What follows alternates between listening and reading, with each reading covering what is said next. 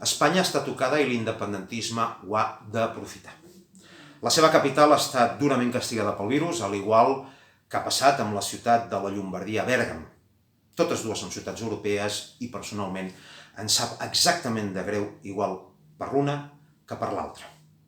En canvi, em dol profundament la Conca d'Òdena, perquè són els meus compatriotes. I prou de fer l'hipòcrita, perquè en aquesta crisi s'ha pogut veure que tothom escombra cap a casa seva. Des dels danesos fins als alemanys, passant pels turcs o els nord-americans. Fins i tot es roben el material sanitari entre ells. Cap mena de solidaritat.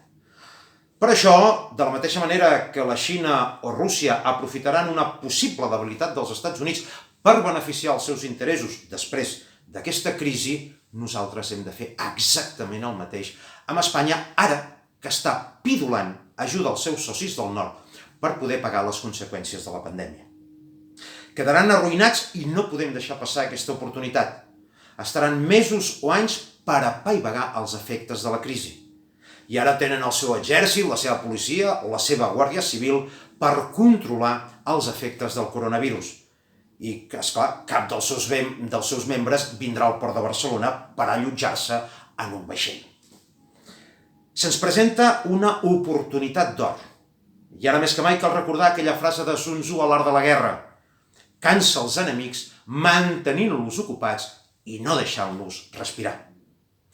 Ara estan massa ocupats en saber i mirar com podran pagar la factura de la crisi.